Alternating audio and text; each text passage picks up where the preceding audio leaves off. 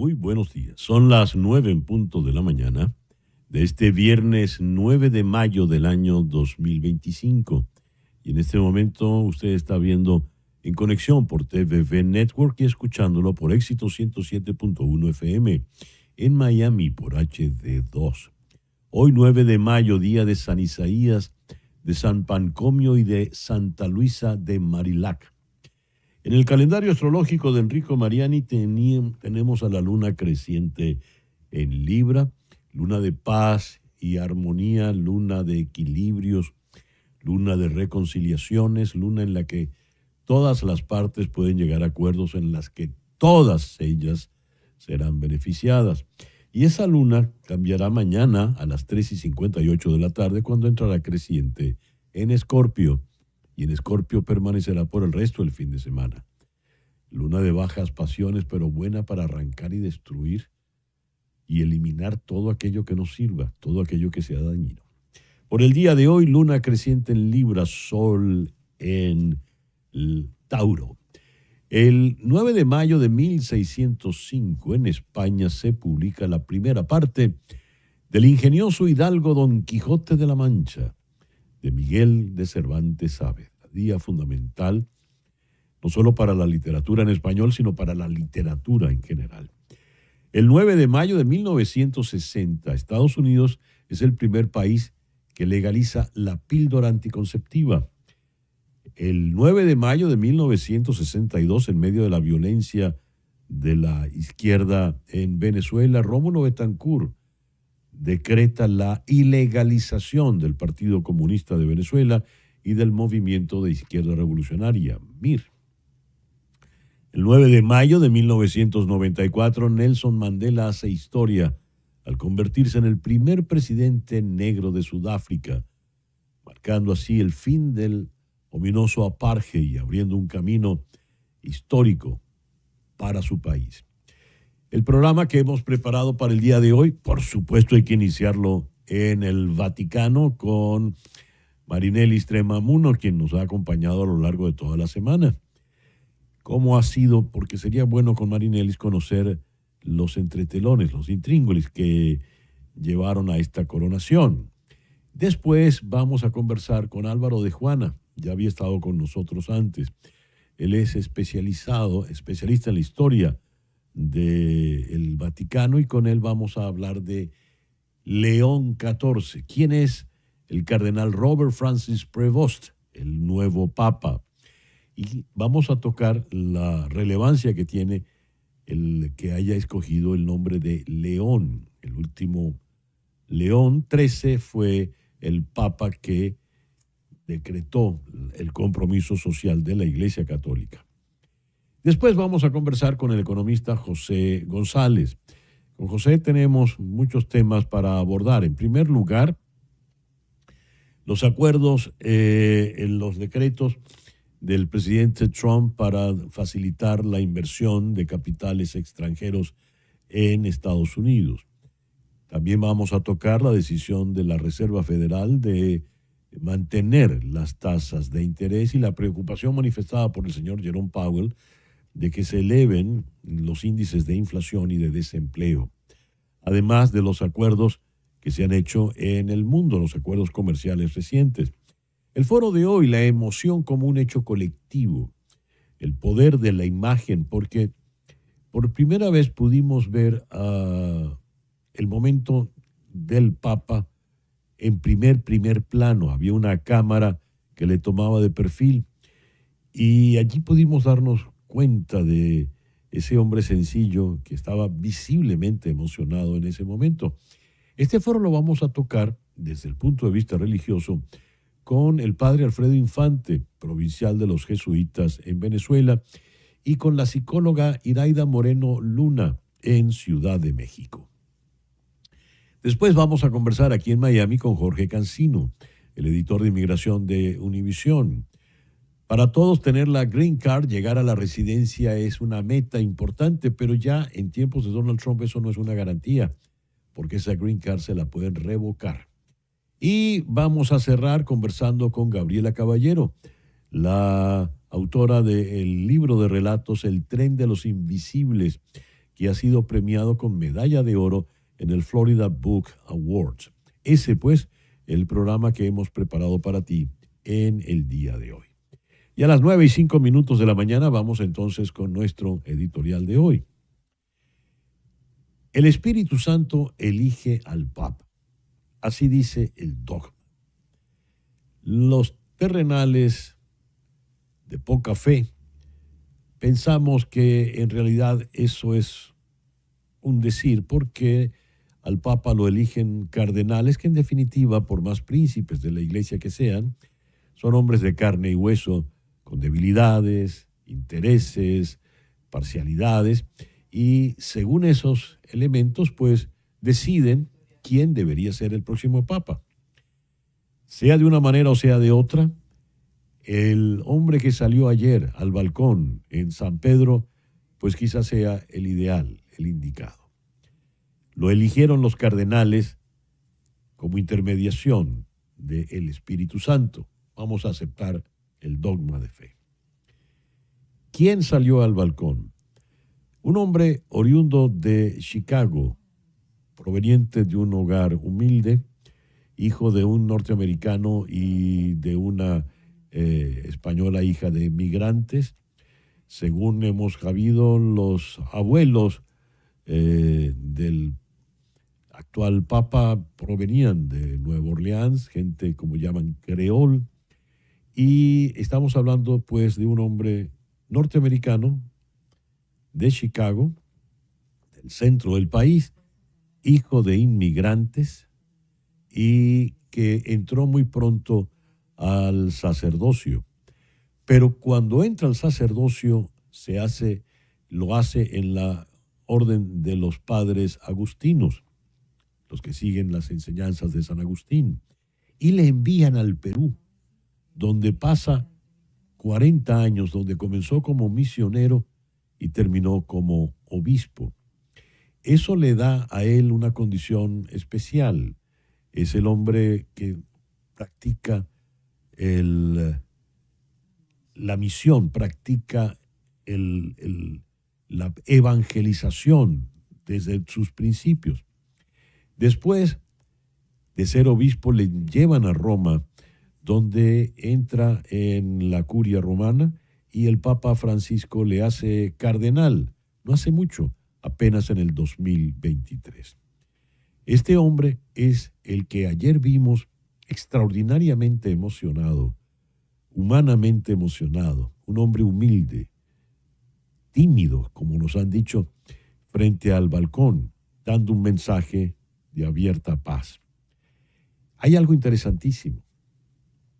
Si lo haya elegido el Espíritu Santo o los meros cardenales sin la mediación de la divinidad, han elegido a un hombre que pasa a tener la misma influencia mundial que Donald Trump, o quizá más.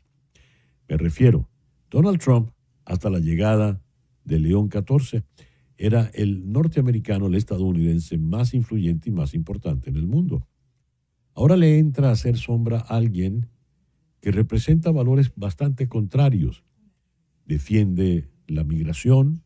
Por ejemplo, estando en el Perú, siempre el ahora Papa fue partícipe, dio declaraciones importantes a favor de los migrantes venezolanos que eran perseguidos, acosados por actos xenófobos en el Perú. Condenó esos hechos. Por otra parte, tiende puentes. Eso fue lo que dijo ayer. Es un hombre que va a procurar puentes entre todos. Vino a procurar no la división, sino la paz entre los católicos y la paz entre todos los seres humanos. Un discurso por demás interesante. Y cierro subrayando esta extraordinaria paradoja. En tiempos donde los latinoamericanos llegan a Estados Unidos procurando porvenir, y en estos tiempos pasan a ser condenados, ¿cuál es la meta de esos migrantes latinoamericanos? Nacionalizarse estadounidenses, ¿verdad?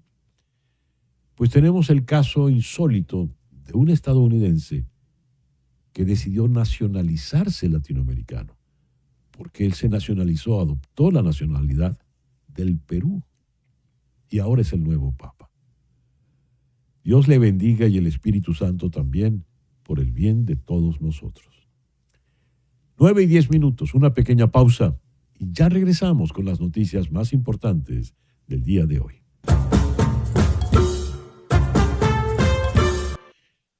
Y a las 9:14 de la mañana vamos entonces con las noticias más importantes de este viernes 9 de mayo. Después de 4 rondas de votación, los 133 cardenales romanos eligieron a Robert Francis Prevost como nuevo papa. Prevost eligió el nombre de León XIV. El cardenal Robert Francis Prevost es prefecto del dicasterio para los obispos, obispo emérito de Chiclayo, en el Perú. Nació el 14 de septiembre de 1955 en la ciudad de Chicago, Illinois, Estados Unidos. Prevost es el primer papa de origen estadounidense. Sin embargo, estuvo trabajando casi 4 décadas de misión en el Perú, donde se nacionalizó en 2015, lo cual lo convierte también en el primer papa peruano. La elección de León XIV como nombre de papa arroja luz sobre su marca social que pretende dar a su pontificado, según los expertos. El mensaje es claro: la elección es por León XIII, el último soberano pontífice en llevar este nombre, que fue el Papa de la enseñanza social con su encíclica de 1891, Rerum Novarum, que puede traducirse como las grandes innovaciones. Desde el balcón de la Basílica de San Pedro, un visiblemente emocionado Papa León XIV instó a construir puentes a través del diálogo, avanzando sin miedo, unidos, dando la mano a Dios y dándonosla entre nosotros. Dios nos ama, Dios os ama a todos y el mal no prevalecerá. El presidente Donald Trump ha felicitado al cardenal estadounidense Robert Prevost, elegido papa número 267 de la historia con el nombre de León XIV, y ha asegurado que es un gran honor saber que es el primer papa estadounidense. ¡Qué emoción y qué gran honor para nuestro país! Espero con ansia reunirme con el Papa León XIV. Será un momento muy significativo, cita textual para el presidente Trump. El presidente de la Corte Suprema de los Estados Unidos, John G. Roberts Jr., defendió el pasado miércoles la independencia y la autoridad del sistema judicial nacional para servir de contrapeso al Congreso y al presidente en un momento en que los tribunales federales están siendo atacados por la administración Trump. El equilibrio de poder entre los 3 poderes del gobierno, con sus mismas facultades, no funciona si el poder judicial no es independiente, cita textual para el magistrado Roberts. Esto en una animada y amplia charla informal en Buffalo, Nueva York, el pasado miércoles. La función de los jueces, añadió el magistrado Roberts, es obviamente decidir casos, pero al mismo tiempo controlar los excesos del Congreso o del Ejecutivo, y eso requiere cierto grado de independencia. Fin de la cita. Sus comentarios provocaron entusiastas aplausos de la audiencia compuesta por abogados y jueces, plenamente conscientes de que el segundo mandato del presidente Trump ha provocado una escalada de tensiones entre los funcionarios del Poder Ejecutivo que están traspasando los límites del poder presidencial y los jueces de tribunales federales de primera instancia, cuyos fallos a menudo ralentizan o reducen esos esfuerzos. El presidente Trump quiere crear un nuevo tramo impositivo más alto para quienes más ganan, según informó Semafor. Solicitó a los legisladores que aumenten los impuestos al 39,6% sobre las ganancias superiores a los $2,5 millones, revirtiendo parcialmente una de sus propias reducciones de impuestos de 2017. La propuesta dificultará que los líderes republicanos aprueben un proyecto de ley antes de su propia fecha límite del 4 de julio. El partido en el Congreso se muestra ampliamente a favor de una reducción de impuestos, aunque un sector ha acogido con satisfacción la medida del presidente. El aumento también debe analizarse en contexto. Antes de 2017, el tramo superior comenzaba en $626,350 y el proyecto de ley propuesto resultará en una reducción de la recaudación fiscal. El primer ministro israelí, Benjamin Netanyahu, reconoció que 3 rehenes más pueden haber muerto en la franja de Gaza después de que el presidente Donald Trump dijera que solo quedan 21 rehenes vivos en Gaza. De confirmarse la información, la cifra aumentaría de 38 a 59 rehenes fallecidos. Trump afirmó que solo había 21 cautivos vivos en Gaza y no 24, como había afirmado previamente el estamento de defensa israelí, causando esto gran revuelo entre los familiares de los retenidos. Sus comentarios se produjeron un día después de que el gobierno israelí aprobara la conquista de la Franja de Gaza y permanecer en territorio palestino por tiempo indeterminado. Una iniciativa que incluirá, según una fuente oficial, el desplazamiento forzoso de la población gazatí hacia el sur. Estados Unidos intensificó sus esfuerzos para alcanzar un alto al fuego en Gaza antes de la visita del presidente Trump al Medio Oriente la próxima semana. Washington ha propuesto una tregua de 21 días, mientras que Haaretz afirmó que la Casa Blanca estaba presionando al gobierno de Israel para que alcanzara un acuerdo antes de ese viaje de Trump a Arabia Saudí, Qatar y los Emiratos Árabes, que comienza el próximo 13 de los corrientes. Rusia conmemoró esta mañana el 80 aniversario de la derrota de la Alemania nazi en la Segunda Guerra Mundial con un multitudinario desfile militar en la Plaza Roja. A este asistieron el presidente Vladimir Putin y líderes extranjeros, entre ellos el presidente chino Xi Jinping y el presidente brasileño Luis Ignacio Lula da Silva. El Día de la Victoria, que se celebra en Rusia el 9 de mayo, es la festividad secular más importante del país. El desfile y otras ceremonias subrayan los esfuerzos de Moscú por proyectar su poder global y consolidar las alianzas que ha forjado, buscando un contrapeso a Occidente en medio del conflicto en Ucrania, que ya lleva 4 años. La Segunda Guerra Mundial es un acontecimiento inusual en la divisiva historia de la nación bajo el régimen comunista, venerado por todos los grupos políticos. Y el Kremlin ha utilizado ese sentimiento para fomentar el orgullo nacional y subrayar la posición de Rusia como potencia global. En Venezuela, según el medio argentino El Clarín, un grupo de espías de la CIA con control y organización del Departamento de Estado aguardó un descuido de la vigilancia de la Embajada de Argentina para extraer a los asilados en Caracas. Los asilados opositores que se encontraban en esa embajada argentina en Caracas fueron rescatados por agentes de inteligencia de los Estados Unidos. Se trató de una operación secreta que se preparó durante meses y se concretó el domingo 4 de mayo. La operación fue coordinada desde Washington por el subsecretario del Departamento de Estado, Chris Landau, y por el influyente enviado de la Casa Blanca a América Latina, Maurice Claver Carone. Según el diario argentino El Clarín, un grupo de espías de la Agencia Central de Inteligencia, CIA, con control y organización del Departamento de Estado, aguardó un descuido de la vigilancia a la sede diplomática para extraer a Magalí Meda, Pedro Urruchurto, Humberto Villalobos y Omar González. Luego del rescate, los refugiados fueron llevados a la zona de La Guajira y trasladados después hasta una ciudad del sur de los Estados Unidos el lunes 5 de mayo en la mañana. El diario El Clarín destaca en su nota que Claudia Macero, la quinta asilada, salió de la embajada a fines del año pasado, cito, mediante mecanismos más ortodoxos, no vinculados a una agencia de inteligencia del extranjero. Fin de la cita. Veremos. Son las 9:23 de la mañana, una pequeña pausa y ya regresamos con nuestra primera entrevista en Conexión.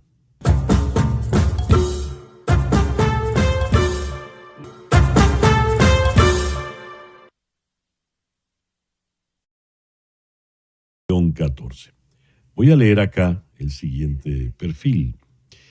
El cardenal Robert Francis Prevost era prefecto del dicasterio para los obispos, obispo emérito de Chiclayo. Nació el 14 de septiembre de 1955 en Chicago, Illinois. Estados Unidos. Así, Prevost se convierte en el primer papa estadounidense, como titula ya la portada de la revista Time, The First American Pope. Sus opiniones se consideran cercanas al Papa Francisco.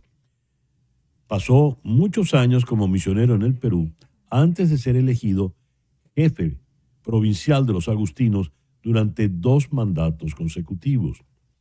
Fue proclamado cardenal por el Papa Francisco en el consistorio del 30 de septiembre de 2023 de la Diaconía de Santa Mónica. En 1977, Prevost ingresó al noviciado de la Orden de San Agustín en la provincia de Nuestra Señora del Buen Consejo, en San Luis, Missouri. El 29 de agosto de 1981 emitió sus votos solemnes. Estudió en la Unión Teológica Católica de Chicago, donde se diplomó en teología. Su formación académica incluye también una licenciatura en Ciencias Matemáticas por la Universidad de Villanova en 1977. A los 27 años, la Orden de los Agustinos lo envía a Roma a estudiar Derecho Canónico en la Universidad Santo Tomás de Aquino, y allí recibió la ordenación sacerdotal el 19 de junio de 1982. Vamos ahora a Roma, donde está Marinelis Tremamuno. Buenos días, Marinelis. ¿Cómo estás? No me está escuchando Marinelis. Debe ser la emoción por el nuevo Papa. Marinelis, buenos días. ¿Me escuchas? No la tenemos. Sigo entonces leyéndole una vez ordenado sacerdote, al padre Prevost le envían a la misión en Chulucanas, Piura, en Perú. Allí está de 1985 a 1986. Al año siguiente, 1987, obtiene el doctorado con la tesis El rol del prior local en la Orden de San Agustín. Ese mismo año fue elegido director de vocaciones y director de las misiones de la provincia agustiniana de Mother of Good Counsel en Olympia Fields, Illinois, de nuevo en Estados Unidos. En 1988 fue enviado de nuevo al Perú, a la misión de Trujillo, como director del proyecto de formación conjunta para aspirantes agustinos en los vicariatos de Chulucanas, Iquitos y Apurímac. Allí se desempeñó como prior de la comunidad, director de formación y profesor de los profesos. En la arquidiócesis de Trujillo fue vicario judicial y profesor de Derecho Canónico, Patrístico y Moral en el Seminario Mayor San Carlos y San Marcelo. En 1999 fue elegido prior provincial de la provincia Madre del Buen Consejo en Chicago, a donde regresó. Tras 2 años y medio, el capítulo general ordinario lo eligió prior general de los agustinos, ministerio que le fue nuevamente confiado en el capítulo general ordinario en el año 2007. Ahora sí tenemos a Marinelis. Buenos días, Marinelis. Hola, Marinelis, muy buenos días. No me oye, Marinelis. Hola, César Miguel, muy buenos días. ¿Qué información nos estás manejando? No tengo retorno.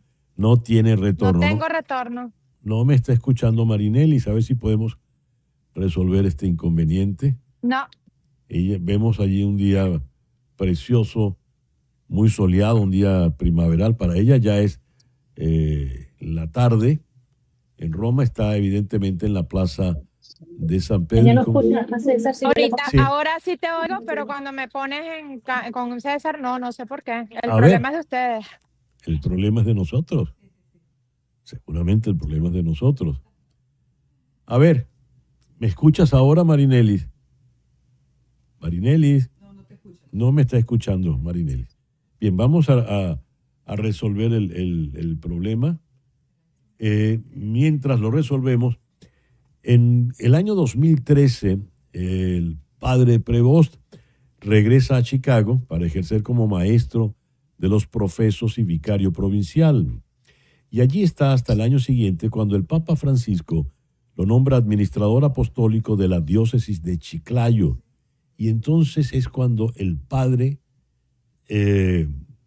Prevost pasa a ser monseñor. ¿Quieren que vuelva a salir? Me estoy oyendo aquí algo fuerte, ¿no?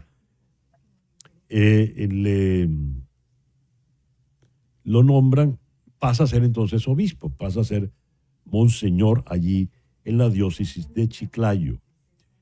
El 7 de noviembre de ese 2014 toma posesión canónica de la diócesis en presencia del nuncio apostólico James Patrick Green.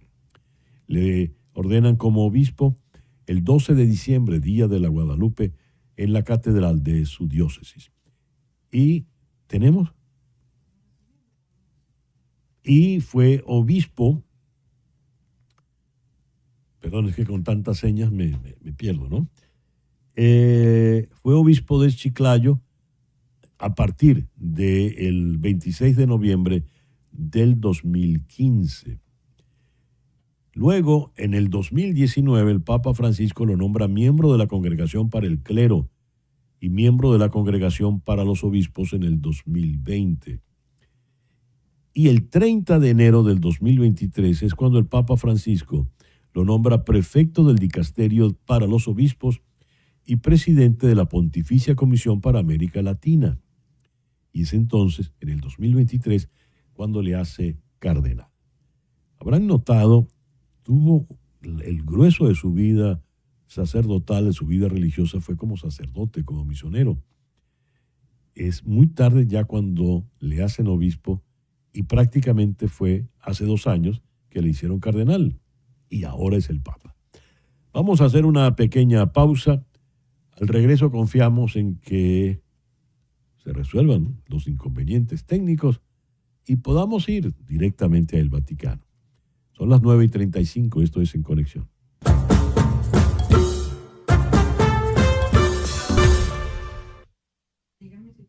Y a las 9:41 de la mañana, me causa mucha gracia, disculpen la risa, pero es que estamos tratando en conexión de hacer conexión con el Vaticano. Mientras procuramos eso, les voy a recordar este número telefónico, el 305-468-0044. Repito, 305-468-0044. Ese es el teléfono de María Trina Burgos. María Trina Burgos es una abogada venezolana, experta en temas migratorios. Tiene más de 25 años trabajando migración en los Estados Unidos, en los 50 estados y también en Puerto Rico. Si estás en Venezuela, anota este número, el 212-771-3040. 212-771-3040. Esa llamada sin costo adicional para ti va a repicar aquí, en Miami, en la oficina de María Trina Burgos. En estos tiempos tan difíciles en materia migratoria en Estados Unidos, es importante, imprescindible, contar con la asesoría de un buen abogado migratorio. Te recomiendo a María Trina Burgos, 305-468-0044, 305-468-0044. Y a las 9:42, ¿estamos en conexión? ¡Vamos!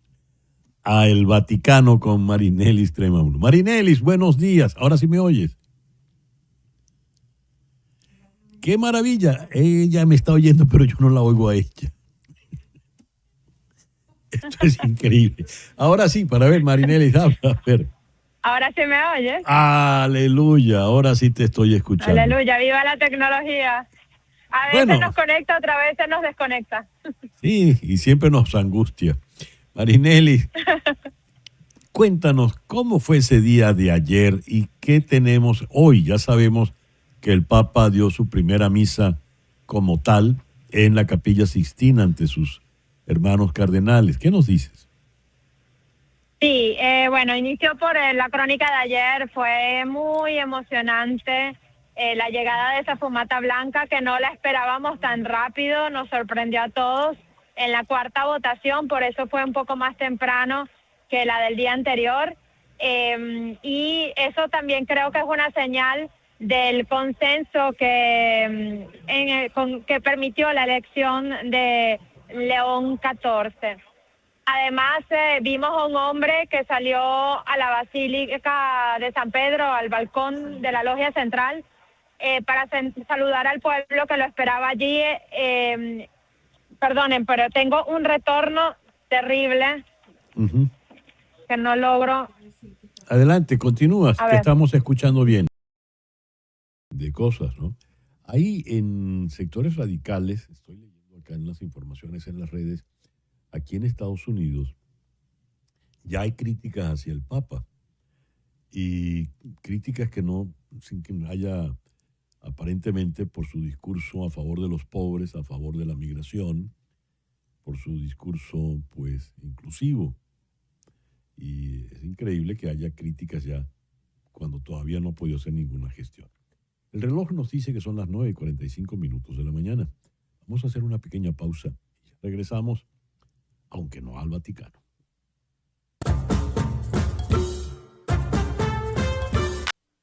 Las 9:51 de la mañana. Los gobiernos del Reino Unido y los Estados Unidos anunciaron ayer jueves un acuerdo comercial por el que Washington reducirá sus aranceles a los sectores británicos del automóvil y el acero, y Londres ampliará el acceso a su mercado cárnico, además de rebajar a su socio las tasas de etanol. El presidente Trump ha dicho que es un acuerdo muy bueno para los dos países y el primer ministro Starmer también lo ha recibido con beneplácito. ¿Qué alcance tiene esto y qué significa realmente en ese contexto un poco hostil que ha manejado en materia comercial el presidente Donald Trump? Lo consultamos con el economista José González. José, muy buenos días. Muchas gracias por atendernos en el programa de hoy.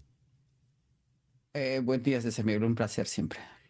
¿Qué qué nos puedes comentar de este primer acuerdo Reino Unido-Estados Unidos?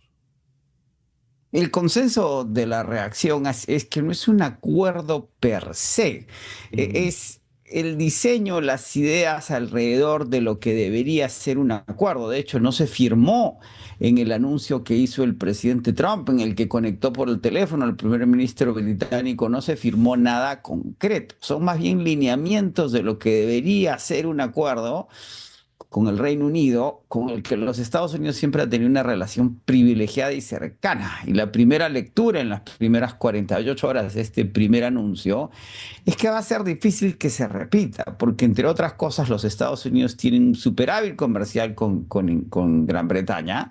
Hay muchos detalles todavía por ajustar. Empieza a suceder lo que suele suceder, valga la redundancia, cuando se implementan tarifas, que se empiezan a excluir partidas, modificar partidas, incluir partidas, retirar partidas. En el Acuerdo de Cartagena, el Pacto Andino en la zona andina de América del Sur, tenemos clarísima esa historia, ¿sí? Y como se dice, las tarifas se prestan mucho a negociaciones, grises o blancas, o acaso negras, dependiendo de qué país y cuán transparentes sean. Y la primera lectura es que este es un acuerdo singular y que hay una presión en la administración Trump por demostrar esos resultados efectivos en esos 75, 72, 74, dependiendo del día de que se hable, negociaciones en las cuales el presidente ha dicho que todos los países están dispuestos a negociar y sin embargo no se ha visto ninguna negociación todavía. El mercado está reaccionando positivamente esta mañana. De nuevo, los mercados bursátiles son oportunistas y toman ventaja de la oportunidad para comprar o vender acciones y tratar de ganar dinero, y enfocadas en el viaje del secretario del Tesoro a Suiza mañana, donde se van a dar los primeros contactos con el gobierno chino para emprender la negociación, que es fundamental para ambos países. Estamos entonces hablando de un acuerdo que no es tal. Podríamos pensar entonces que es una suerte, no quiero decir señuelo, porque el señuelo supone trampa, pero una especie de la zanahoria esa que suele estar delante del asno que va jalando la carreta. ¿Algo parecido? Hay un politólogo que dice que gobernar es comunicar para dar la impresión de que se está gobernando. Es decir, sí, que el gobierno per se es otra cosa, ¿sí? Mm, El día a día, ¿sí? Y la administración Trump es muy mediática, siempre está, sí, flooding the zone, lo dicen, llenando la zona mediática ujú. para dar la impresión de que está haciendo cosas que no necesariamente está haciendo. Y hay una presión muy grande, están corriendo los 90 días de la suspensión de las tarifas recíprocas por encima del 10%. En el caso de Inglaterra se mantiene el 10%, para los primeros 10.000 Ujú. automóviles se mantiene el 10%, los siguientes sube al 25%. La complejidad de las partidas arancelarias es que hay que negociarlas una por una y son muchas. Y ese es el problema por el cual ha tomado años negociar los acuerdos de libre comercio en el pasado. Y la idea Mm, de que la administración Trump puede negociar 185 acuerdos o 64, dependiendo de cuáles hablemos en 90 días, es inverosímil. Y aquí sin duda. sucede lo mismo. Hay mucha presión política por demostrar que estos acuerdos que ha anunciado el presidente y que el presidente es el gran deal maker, the art of the deal, es toda su doctrina y su filosofía, el arte del acuerdo, que estos acuerdos se están dando. Y sin embargo, esto no es un acuerdo. Cuando pone al primer ministro en la línea telefónica, y abre una serie de generalidades, esa es la lectura. Y en el interín, ya las tarifas, los primeros bienes importados de China desembarcando en puertos hoy, Ujú. vienen con las tarifas de 145%. Como sabes, Y pasé una larga sí, temporada en el Perú y llegando a los Estados Unidos, uno se da cuenta que los precios han subido, particularmente en los sí. alimentos, porque importamos muchas cosas de las que consumimos. Y eso hay hoy día la noticia en los canales financieros es el incremento en los precios de las medicinas infantiles, en la medida que muchos de los elementos que se usan son importados y los juguetes y toda Sí. esta discusión sobre las 30 muñecas y las dos muñecas, digamos, Ahora, fíjate, vamos a empezar a sentir el impacto de las tarifas. Ujú. fíjate, si el acuerdo con el Reino Unido, que es bastante aliado, no lo es, el eventual acuerdo con China, pues entonces menos lo será. Te lo digo porque leo esto. Los principales funcionarios comerciales del presidente Trump se reúnen la próxima semana con sus homólogos chinos para desescalar su cada vez más grave y perjudicial guerra comercial. El futuro de la economía global depende de su éxito. Esos son solo buenos deseos, por lo que podría yo sospechar. ¿Qué me dices, José? Ha habido hay como un tug of war, ¿sí? Como que la tug of war es cuando se jala la soga de punta y punta, ¿no? A ver quién cae en el Sí. barro. Ujú. Entre China y los Estados Unidos, la relación comercial entre ambos países es simbiótica. Los americanos, norteamericanos, estadounidenses, necesitamos la producción china y los chinos necesitan la demanda de los Estados Unidos. Este es el país que más consume en el mundo. Y sin embargo, ninguno de los líderes quiere, se dice en inglés lose face, quiere pasar vergüenza, perder la cara en esta negociación. Entonces, ¿quién da el Ujú. primer paso? Y ya la discusión hasta ayer había sido que la propuesta que llevaba el secretario Becent a Suiza, al secretario del Tesoro, al vicecanciller, creo que es el que representa a China en Suiza mañana, Ujú. era que iban a proponer bajar las tasas por debajo del 60%. Esta mañana el presidente en su True Social dice que 80% debería ser suficiente y China debería aceptarlo. El presidente Trump es muy voluntarista, cree que porque él quiere algo, eso va a Mm, suceder de la manera que él quiere. Y es su manera de negociar, siempre con la mano, sí, sí, encima de la negociación. Y sin embargo, todo va a depender de la reacción china. Y 80%, César Miguel, sigue siendo muy alto. ¿Sí? Nosotros, los evidente. consumidores americanos, vamos a terminar pagando ese 80 o 60%. Y es claro, las exportaciones chinas aumentaron en el primer trimestre según cifras que publica el gobierno chino esta mañana, es decir, que están encontrando vías alternativas a sus exportaciones y por otro lado China tiene intereses geopolíticos. No es sencillamente una agenda comercial, cuánto te vendo, Mm, cuánto te compro, cuánto gano, cuánto pierdo, sino que China no puede ceder a la presión de la administración Trump sin perder cloud hegemónico. Acaba de celebrarse en Moscú el aniversario ujú. del fin De de la la victoria. Segunda Guerra Sí. Mundial para Rusia de la victoria, exactamente, y han confluido en una serie de líderes del sur global a los que apela Rusia y entre los cuales está China. Y la gira del presidente Xi a la zona asiática después del anuncio de las tarifas demuestra que esto va más allá de las tarifas per se y que las negociaciones este fin de semana en Suiza probablemente no tengan resultados efectivos. Pasando a otro asunto que va a derivar de cantar en esto, tenemos la decisión de la Reserva Federal y sobre todo las declaraciones del señor Jerome Powell, que hay que observar con interés. Vamos a hacer una pequeña pausa, por favor, José, y al regreso nos ocupamos de esto, ¿sí? Ya regresamos en Conexión. En Conexión. Regresamos a Mid-Bain, en Carolina del Norte, con José González. José, leo esta declaración del señor Jerome Powell. La incertidumbre sobre las perspectivas económicas volvió a aumentar. Por ejemplo, ¿dónde van a estabilizarse las políticas arancelarias? Y también, cuando finalmente se estabilicen, ¿cuáles serán las implicaciones para la economía? Podríamos encontrarnos en un escenario desafiante en el que nuestros dos mandatos, pleno empleo e inflación, estén en tensión. Esto lo ha declarado el pasado miércoles, luego de la reunión donde la decisión de mantener las tasas fue unánime. Me gustaría un comentario tuyo al respecto.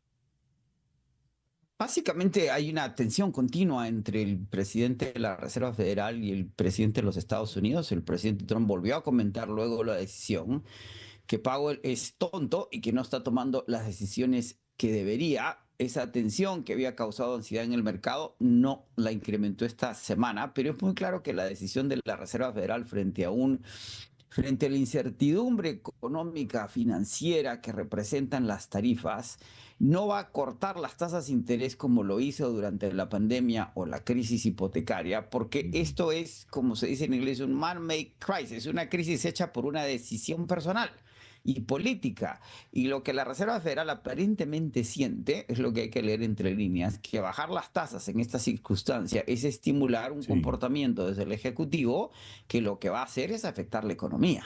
Ya el Fondo Monetario Internacional en sus proyecciones, en sus nuevas proyecciones, en sus reuniones de primavera en Washington hace unas semanas, señalaba que la economía norteamericana ha modificado su perspectiva de crecimiento de un 2.6 que esperaba a 1.7, por debajo del 2%. Ya hemos visto los resultados en el primer trimestre y dice el fondo que la desinflación se ha detenido, es decir, esa tendencia a la inflación a caer, que en el mes pasado cayó, pero veremos cómo viene las tarifas, recién las vamos a empezar a ver, a pesar de que ciertos precios ya están subiendo.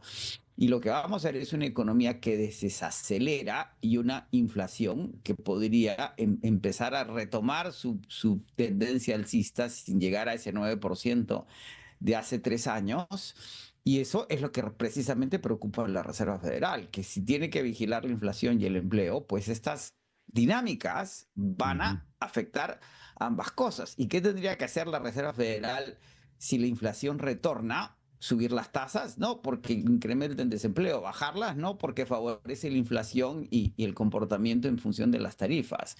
La incertidumbre en los mercados se va a mantener, las acciones han recuperado los niveles que tenían antes de los anuncios de las tarifas, pero las tasas de interés vinculadas al bono del Tesoro de 10 años no se han cerrado, siguen muy abiertas, el oro sigue alto, el mercado sigue en una perspectiva de que la incertidumbre es lo suficientemente grande para implicar que no se esté comprando deuda norteamericana. Eso nos afecta en función de las tasas y del gasto corriente que tenemos que financiar con deuda. Y por otro lado, la tendencia del oro, el petróleo en niveles históricamente bajos, hay incertidumbre en función de la actividad económica. Los países del Golfo y del OPEP Plus están incrementando la producción para mantener sus ingresos y poder cumplir con sus cuentas fiscales. Los mercados están, César Mel, dislocados. Y esa explicación sigue subrayando esta incertidumbre a la que hace referencia el presidente de la Reserva Federal.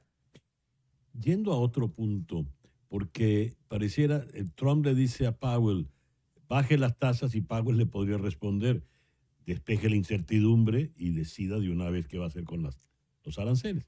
Pero dejemos eso allí. Mientras, el señor Bessent lanza lo que él llama proceso acelerado para facilitar la inversión extranjera. Una inversión que quiso el presidente Trump que llegase muy pronto con su política arancelaria, pero que por lo visto no ha llegado. ¿Qué porvenir tiene ese proceso acelerado que plantea el Departamento del Tesoro? Volvemos al tema de que ese es un gobierno de voluntades. Esas voluntades no se van a ejercer, de voluntarismos, perdón. Esos voluntarismos no se van a ejercer si no hay una voluntad de hacerlo. Y lo que sí queda claro es que estas políticas de sustitución de importaciones, como las de Prevish en América Latina en los 50, que no Sí. funcionaron, Ujú. son mucho más complejas y van a tomar mucho más tiempo del que se espera. Tim Cook, el CEO de Apple, ha dicho que es imposible mover la producción de teléfonos, de iPhones de China a los Estados Unidos, porque en los Estados Unidos los tool engineers, los ingenieros de las herramientas, que no son Mm. ingenieros de alicates ni destornilladores, sino los que convierten un diseño en un producto, desde zapatillas hasta teléfonos, Mm. y todo lo que utilizamos electrónicamente. Siempre hay un ingeniero que modifica las máquinas que manufacturan todas las cosas que compramos, particularmente electrónicos, que en Estados Unidos todos los tool engineers entran en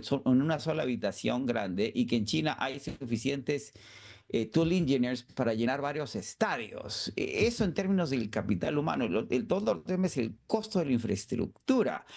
Ives, uno de los analistas más importantes de Apple, dice que para movilizar solamente el 10% de la producción de iPhones a los Estados Unidos costaría 30.000 millones de dólares y tomaría más o menos 10 años. Sí, Uf. porque no solo la inversión en implantar la infraestructura, sino entrenar al personal que sea capaz, ¿sí?, de ensamblar teléfonos y encontrarlo, y en el camino estamos deportando a la gente que podría crear ese tipo de empleos industriales Sí, que no son necesariamente los mejores pagados. Esa inversión de sí, la que habla el secretario del Tesoro se está dando, pero es marginal en función del tamaño de la economía norteamericana. Es una economía de sí. 23 trillones de dólares. Que Apple vaya a invertir cientos de miles de millones de dólares en los próximos 10 años es importante, sí, pero no va a Mm. cambiar las dinámicas. Y ya han calculado los economistas que traer esos trabajos de manufactura en los Estados Unidos, vis a vis lo que estamos perdiendo en lo Ujú. que genera la economía de servicio. De nuevo, las zapatillas Nike vietnamitas no son zapatillas vietnamitas, son zapatillas estadounidenses manufacturadas en Vietnam, que Sí. generan grandes beneficios en la economía norteamericana por lo que Ujú. representan esas ventas, la gente que las vende, distribuye, diseña, manufactura, los impuestos que paga Nike. Eso, vis a vis, esta inversión Claro, claro. extranjera en manufactura termina siendo deficitaria. José, te agradezco inmensamente estos minutos en el programa de hoy. Muchas gracias. Encantado, siempre un placer. Hasta luego. José González, desde Mibane, en Carolina del Norte. Hacemos una pequeña pausa y ya regresamos en conexión. El foro de hoy lo hemos titulado La emoción como un hecho colectivo, el poder de la imagen. ¿Por qué? ¿De dónde vino la idea?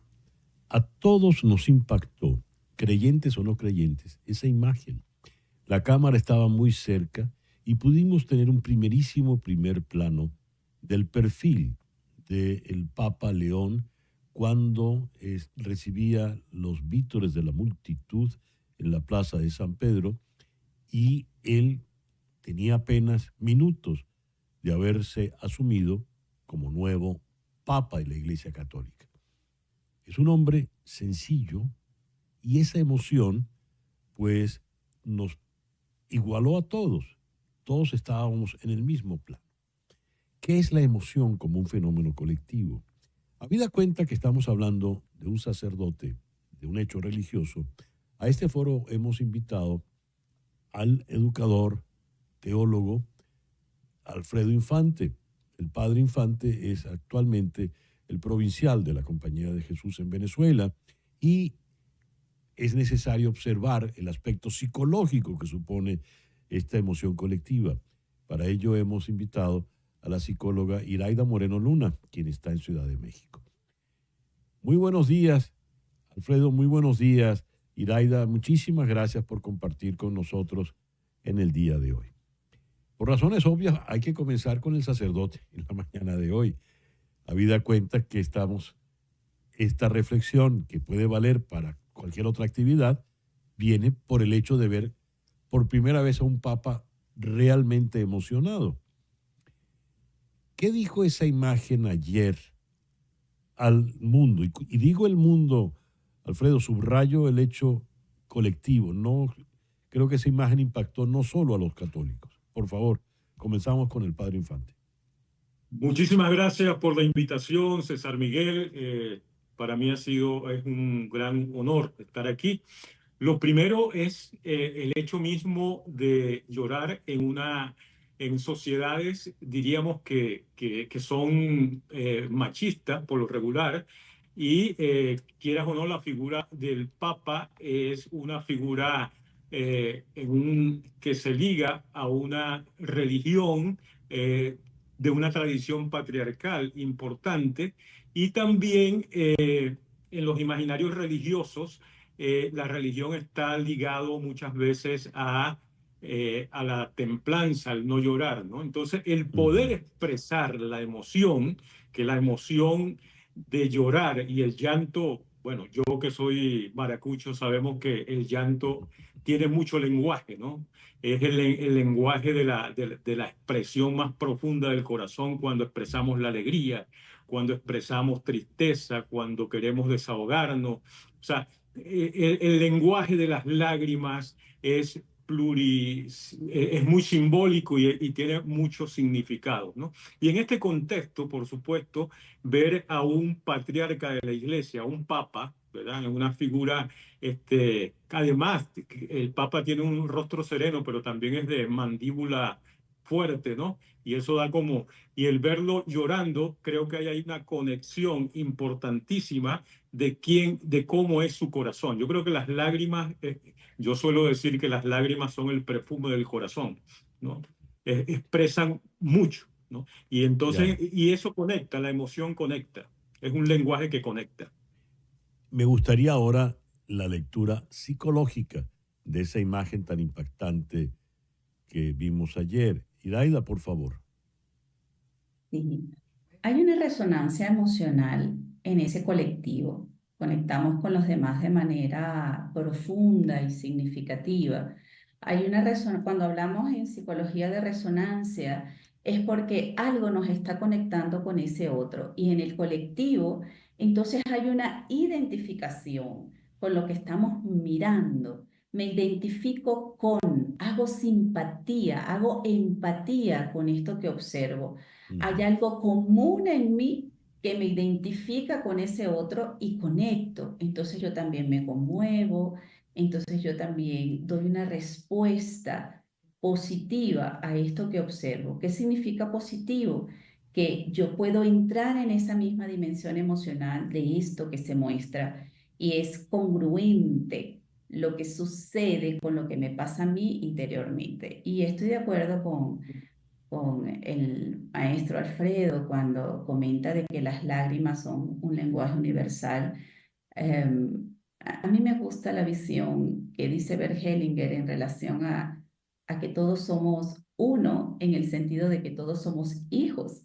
Todos venimos de un padre y una madre, conocidos o desconocidos, pero hay una realidad biológica que nos conecta. Y cuando miramos a alguien llorar, somos como en esto que nos hace vulnerables, en esa humanidad que somos.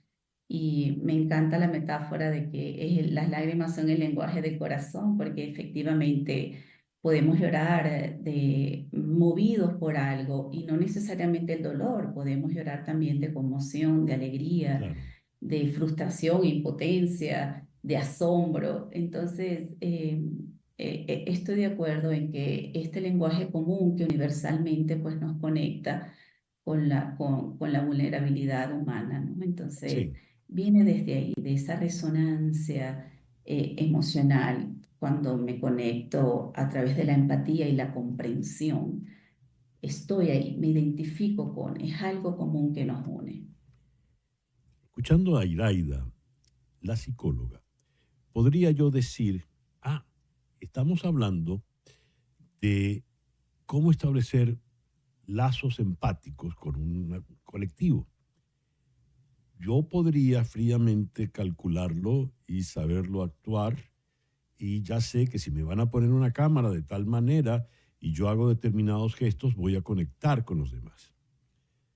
El detalle está en que un actor de esas características es difícil de encontrar.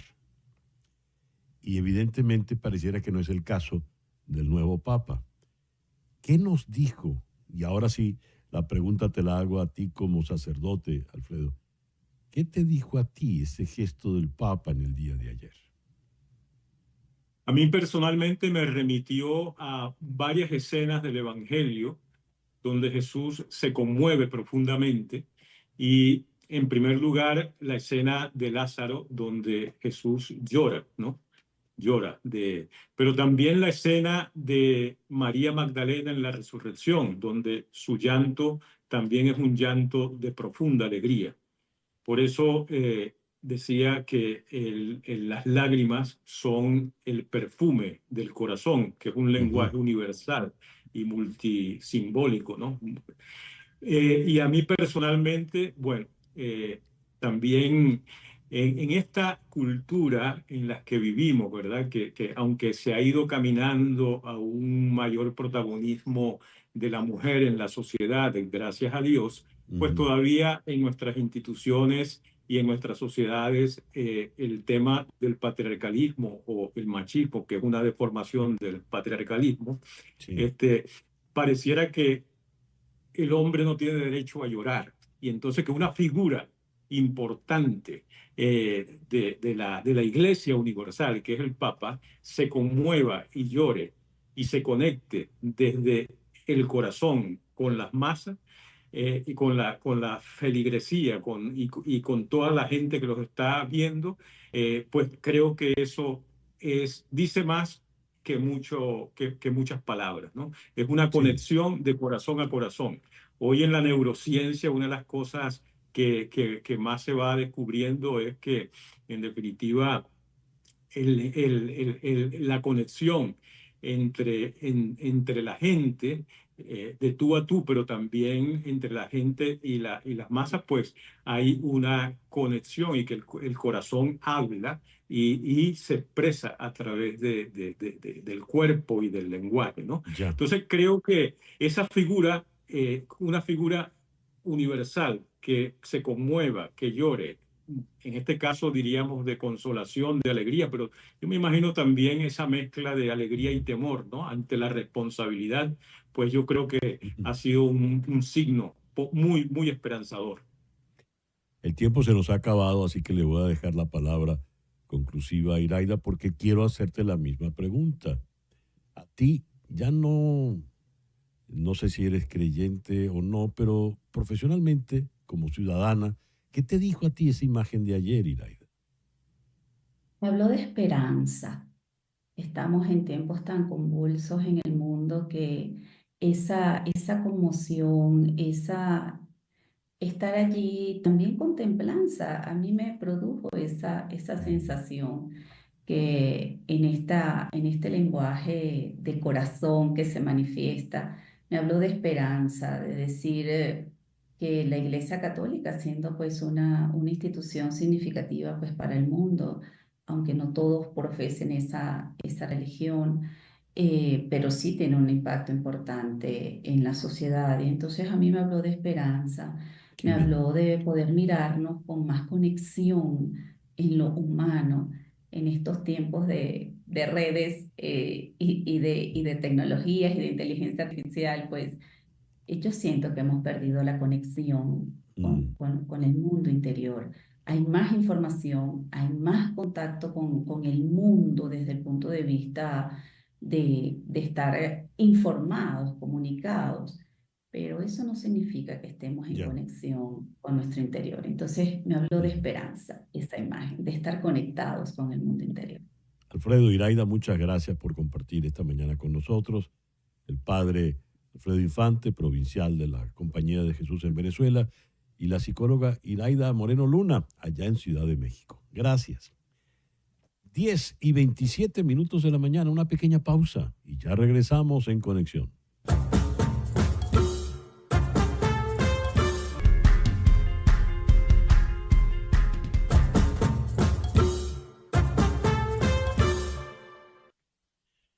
El Green Card era la meta, la tarjeta verde, que equivale a la residencia permanente en los Estados Unidos. Usted procuraba como inmigrante tener su Green Card porque eso ya le daba una estabilidad importante. Ya no. En la era Trump, tener Green Card ya no es garantía. Estados Unidos advierte posibles revocaciones. Endurecen reglas para conservar la Green Card y podrían revocarla si incumples estos criterios. ¿Cuáles son esos criterios? ¿De qué estamos hablando? Vamos a consultar la opinión de un experto en la materia, como lo es Jorge Cancino, el editor principal de Migración en Univisión. Jorge, muy buenos días. Muchísimas gracias por atendernos en esta mañana. César, buenos días. Gracias por la invitación. ¿De qué estamos hablando? ¿Por qué una Green Card ya no es garantía de nada? A ver, sí, sigue siendo garantía. Lo que han cambiado son algunas reglas. Por ejemplo, el gobierno del presidente Trump ha dicho, o mejor dicho, ha castigado o está castigando a personas con residencia permanente que desafían la política exterior de este gobierno. Y a eso se debe que han habido cancelaciones de estudiantes universitarios, estudiantes extranjeros que se encuentran en Estados Unidos y que han participado, por ejemplo, en marchas en favor de la causa palestina y en contra de Israel. Y lo que ha dicho el secretario de Estado, Marco Rubio, es que aquellas personas que están actuando en este tipo de actividades son contrarias, esas actividades, a la política exterior del gobierno de Estados Unidos, y por esa razón les cancela la residencia legal permanente. De eso estamos hablando prácticamente. Pero hay un detalle, es decir, manifestar la opinión, es decir, siempre escuchábamos en contraposición, pues sobre todo se oía en los tiempos de la Guerra Fría, en contraposición a los países comunistas se nos decía, Estados Unidos es un país libre, yo puedo ir a donde yo quiera, yo puedo pensar lo que yo quiera. Dice el secretario Rubio, siempre que el gobierno descubra ciudadanos no estadounidenses infringiendo nuestras leyes, tomaremos medidas para revocarles su estatus. Pero manifestar la opinión no es infringir la ley, ninguna ley en Estados Unidos. ¿Qué realmente está diciendo el secretario Rubio? Esa es la gran discusión que hay, César, y por eso hay demandas ya entabladas respecto a esta interpretación de la política o del reglamento que controla y regula la residencia legal permanente. Es un asunto que está en manos de los tribunales de justicia. También de la Unión Americana de Libertades Civiles se ha pronunciado sobre este tema porque viola la libre expresión del pensamiento en Estados Unidos. Hay toda una discusión sobre esto, pero hay mucha preocupación al mismo tiempo.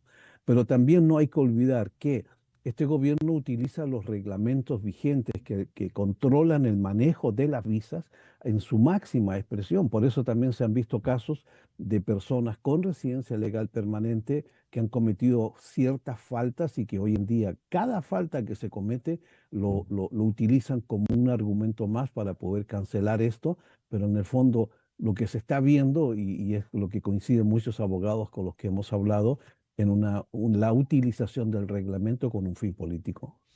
A efectos del residente permanente que esté fuera y regrese al país, ¿tendrá algún problema en la entrada, en el puesto migratorio frente al oficial de migración? Es una gran pregunta y aquí hay que recordar claramente el reglamento. Si bien la residencia legal es permanente de Estados Unidos, es permanente pero para vivir en Estados Unidos. Me explico. Si un residente pasa la mayor parte del tiempo fuera de Estados Unidos y viene nada más a Estados Unidos con el afán de justificar una presencia por algunas semanas, pero el oficial fronterizo le consulta en la frontera, ¿dónde vive usted? Y la persona le da esa explicación, vivo frecuentemente fuera, paso 11 meses fuera y solo vengo un ratito acá, es muy probable que le vayan a quitar la residencia legal permanente porque no está utilizando bajo el propósito de vivir acá. Segundo, las personas que se pasan más del tiempo permitido, más de 6 meses o más de un año y no ha solicitado permiso para tener una presencia de largo tiempo fuera, necesita solicitar previamente un permiso para que después no tenga dificultades al ingreso. Y Ujú. también aquellas personas que han cometido algún delito criminal que comprometa y que viole el reglamento de la Green Card también van a tener problemas cuando regresan. El hecho de tener residencia permanente, las personas ingresan a Estados Unidos como cualquier otro extranjero con una visa, solo que en este caso tiene una residencia permanente. Ya. Jorge, muchísimas gracias por atendernos en la mañana de hoy. Gracias por la invitación, César. Jorge Cancino es el editor jefe de temas migratorios en Univisión. Una pausa y ya regresamos. Leo lo siguiente. Podría sentirse invisible quien se va, aquel que huyendo del horror ha tenido que recomenzar su vida en otro país. No obstante, invisible es realmente el olvido, y este libro, en ese sentido, se alza en contra de ello. Las historias de El tren de los invisibles, de Gabriela Caballero, se adentran en un espacio de memoria que transita con agilidad y belleza ese tren bala que es el género del cuento.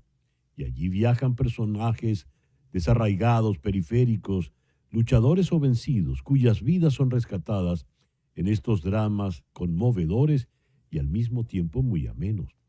El tren de los invisibles, como primer libro, deja testimonio de una escritora con un universo ya coherente, conocimiento del oficio y una lúcida sensibilidad crítica.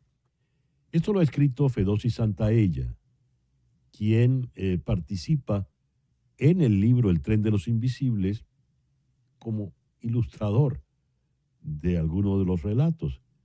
He leído sobre el libro, no he tenido el privilegio de leerlo, pero estoy muy tentado a leerlo ya.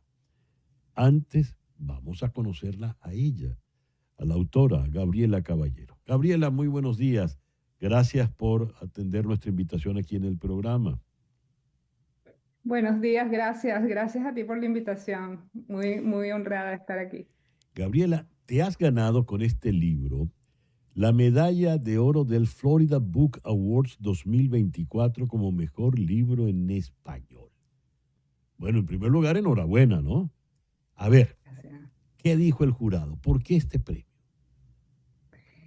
Bueno, fue una experiencia muy emocionante porque primero que en Florida escribe mucha gente en español, gente muy talentosa, o sea, creo que debe haber estado competido porque hay gente de todas de nuestras latitudes que viven acá y que escriben acá, particularmente en este estado. Así que bueno, yo fui la primera sorprendida. Y al estar allá y poder conversar con un jurado, con personas que no me conocen anteriormente, que simplemente leyeron el libro y conectaron, fue muy especial. Una de las cosas que me dijeron es que las historias los conmovieron mucho, y que, bueno, que estaban conectados, que veían que estaban conectados en ese tren que es la vida, esos relatos, y que ojalá pues que sea un tren que llegue a un lugar de esperanza, a un lugar bonito para ellos, y también jurados de distintos países. Eso fue muy Qué bien. emocionante para mí. Leí que te sientas en el vagón cafetería y empiezas a jugar con tu imaginación, viendo a las personas que están allí en ese tren y empiezas a imaginarles historias. Deduzco de esto entonces que no es que son historias que ocurrieron en la vida real o que le, te llegaron a ti por alguna referencia, son todas fruto de tu imaginación viendo a la gente pasar. ¿Es así? Sí, todas las historias parten puedo decir que todas las historias de ese libro parten de cosas reales y de Ujú. vivencias reales de personas que en algún momento o me enteré personalmente o leí en alguna noticia. Y de ahí, o que las viví, también hay vivencias personales. Y de ahí, de ese momento, pues parte la ficción de imaginar qué pasó con esa persona después o antes de eso, ¿no? Ujú. Para ese suceso. Por eso es que el libro quise incluir los QR codes donde se pueden, si hay gente que se identifica o gente que quiere pedir ayuda, o conoce a alguien que necesite ayuda que tenga que ver con las historias del libro. Por ejemplo, hablamos de desplazamiento, hablamos de depresión, hablamos de adicciones. Ahí tienen esos QR codes con organizaciones donde puedes conseguir ayuda. porque Ah, sentí que les debía algo también a esas personas reales que están allí ujú. y que fueron la inspiración. Has dedicado tu vida a escribir, a crear, pero este es tu primer libro. Escrito televisión, has hecho guiones, trabajas en el mundo creativo de la televisión, pero este es tu primer libro. ¿Qué representa esto frente a tu vida creativa? Bueno, un paso importantísimo, primero porque era algo que tenía dentro de mí con ganas de hacer narrativa y a lo que le tenía mucho miedo y que durante el COVID, que creo que fue un parteaguas para mucha gente, el hecho de estar de estar en mi casa, de estar en ese momento que no sabes qué va a pasar con el mundo y que tú dices, bueno, quiero también escribir algo mío, he trabajado mucho para los demás, he trabajado mucho para canales de televisión y también tenía estas historias, algunas ya en semillas, algunas ya que había empezado a escribir y fue en ese momento durante el COVID donde decidí pues sentarme a dar ese paso. Y luego, Fedosi Santaella, esas palabras tan hermosas que leíste gracias a su guía Mm, también, cuando le mostré los relatos y le dije, ¿tú crees que esto da para un libro? Y fue el que me dijo que sí, que me impulsó y que me dijo, sí, qué estas bueno. historias se conectan, tienen un mensaje me motivó a Yo seguir soy, adelante con la idea del libro. yo soy un lector empedernido y me llegan muchos libros que me resultan un problema porque tengo que por lo menos darle un vistazo, ¿no? Pero hay muchos libros que yo busco. Yo leo todos los días y leo mucho todos los días. Yo quiero leer tu libro. Ahora, antes de leer tu libro, yo a ti no te conozco. Entonces yo quiero preguntarte, ¿quién eres tú? Dile a nuestro público quién es Gabriela Caballero, por favor. No te voy a preguntar la edad, pero evidentemente eres muy joven, pero estás casada, divorciada, tienes hijos. ¿Qué haces tú en la vida? Bueno, muchas gracias y espero que pronto tengas el libro en tus manos. Espero hoy mismo poder, mandé el PDF, pero espero hacerte llegar esto de ser un honor para mí que tú lo leas. Y bueno, Gabriela es venezolana, caraqueña, eh, eh, soñadora, siempre he estado conectada con el teatro, con la narrativa, gracias a mi familia. Mi papá escribe teatro, mi hermana escribe también. Este, y siempre he estado conectado yo sabía que lo mío iba a ser por la parte audiovisual. Entonces, bueno, primero intenté por el teatro y luego me enamoré del guión y del cine y bueno, me he quedado con la televisión tanto en Venezuela, también tuve una experiencia en Colombia con un largometraje, una película y tuve la oportunidad en 2011 de venir a Estados Unidos a trabajar en un programa de televisión y allí tomar la decisión de si quedarme o no, o sea, surgieron otras ofertas. Entonces, bueno, esa es Gabriela, la parte profesional, guionista, y ahora he tenido la oportunidad en esta cadena de trabajar para marketing, la parte creativa también. Creo que la creatividad es lo que ha marcado y siempre es un reto porque siempre es un susto, porque siempre parte desde cero de crear Mm, algo y después verlo allí en papel o en video o en un escenario es lo más bonito, creo que es como hijos de uno. Y también, bueno, soy mamá, no voy a decir la edad de mi hijo para que no me saquen la cuenta, pero bueno, soy mamá muy joven sí, y bueno, es orgullosa madre, ya es un muchacho grande y vive acá, gracias a Dios. Estuvimos un año separados cuando me vine para acá y él se tuvo que quedar en Venezuela, creo que fue una de las cosas más duras que he vivido. Y hay una de las historias del libro que parte de esa Mira, experiencia y de sentir que si esto lo siento yo, que lo puedo ir a visitar, que me lo voy a poder traer, ¿qué sentirán las madres que se sí, separan por años y no saben cuándo lo vuelven a ver? Entonces de ahí nace una de las historias, por cierto. tu papá escribe teatro. No me digas que tú eres la hija de Néstor Caballero. Oh, sí, sí, muchas gracias. Yo no lo sabía. Sí. ¿Ves? Que Ah, no sé quién es tu él está cara. emocionado, fue el primero que le dije que iba a venir a tu programa anoche, fue el primero que le mandé el Bueno, mensaje mándale un fuerte abrazo, por favor. Mándale un Ay, fuerte abrazo. gracias. Y la felicitación muy cálida de mi parte. Qué alegría le da ver a uno que los hijos, caramba, crecen y triunfan. Y de verdad de verdad te felicito, Gabriela, porque creo que tienes algo importante en las manos, ¿eh? Gracias. Bueno, mi papá se va a emocionar mucho y espero que, bueno, pronto tengas el libro en tus manos. Aquí lo Ok. muestro. Y yo, como soy curioso, ya voy a averiguar la edad de tu hijo. No te creas. Ah, ya aparece mi hermano. Hasta novio me han dicho que somos. Muy bien. Te Gracias. felicito, Gabriela, de verdad. Gabriela Caballero, la autora de El tren de los invisibles. Y el detalle está en que estamos en tiempos de trenes y los venezolanos no somos buenos con los trenes, ¿no? Este no tiene nada que ver con Mira el tren que aquel.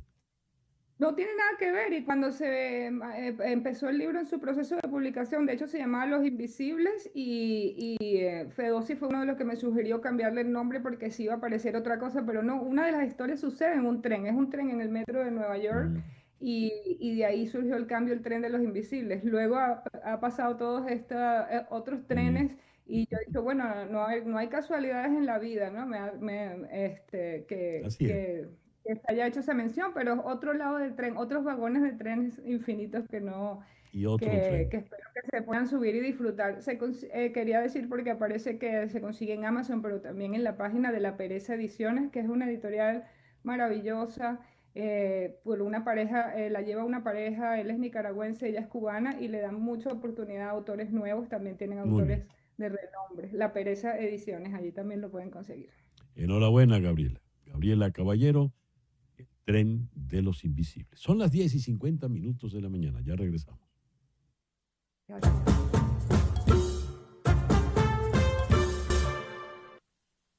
Entre los detalles realmente novedosos que tenemos con el Papa León XIV, el primer Papa norteamericano, el primer Papa europeo, peruano, el primer Papa matemático, el primer Papa Agustino, es que es el primer Papa fanático del béisbol, el primer Papa que le gusta el béisbol. Él es de Chicago y Chicago, entre las grandes ciudades, son pocas en Estados Unidos, pero como Nueva York o San Francisco o Los Ángeles, tiene dos equipos. Los Cubs, los Cachorros que juegan en la Nacional y los Medias Blancas que juegan en la Americana. Y corrió la voz de que él era fanático de los Cachorros. Y los Cachorros publicaron de inmediato, cambiaron la marquesina del emblemático Wrigley Field. Hey, the Pope is a Cub fan. Es un fanático de los Cachorros. Pero resulta que el Papa Prevost es del sur de la ciudad. Y el sur de la ciudad es de los Medias Blancas de Chicago. Esa fotografía es de cuando ganaron la Serie Mundial con la dirección de Osvaldo Guillén. Así que el Papa sabe quién es Osvaldo Guillén. El hermano mayor del Papa, John Prevost, aclaró, le dijo, no, señores, no. Él no es fanático de los Cachorros, él es fanático de los Medias Blancas de Chicago, Chicago White Sox. Y entonces, beneplácito, pues, para Aparicio, Guillén, Carrasquelito, en fin, pare usted de contar. La Fundación Gabo anunció a Laura Sommer, de Argentina, el medio Armando Info de Venezuela y Patricia Campos Mello, de Brasil, como ganadores del reconocimiento a la excelencia del Premio Gabo 2025 por su valentía, rigor y compromiso con la defensa de la verdad en un contexto regional y global marcado por la desinformación, la censura y los ataques a la prensa libre. Enhorabuena a todos los ganadores y muy en especial a los buenos amigos de Armando Info, merecidísimo reconocimiento. Y este lunes en Conexión, ¿qué hay de las negociaciones, conversaciones entre China y Estados Unidos a nivel comercial? Este lunes en Conexión. Tengan todos el mejor día posible y un buen y reparador fin de semana. En Conexión fue una producción de Floralicia Anzola desde 360 Content para TVV Network en los estudios de éxitos Miami 107.1 HD2, con Laura Rodríguez en la producción general, Mariel Sofía Rodríguez en la producción informativa, Carlos Prato en los controles y ante el micrófono, quien tuvo el gusto de hablarles, César Miguel Rondón.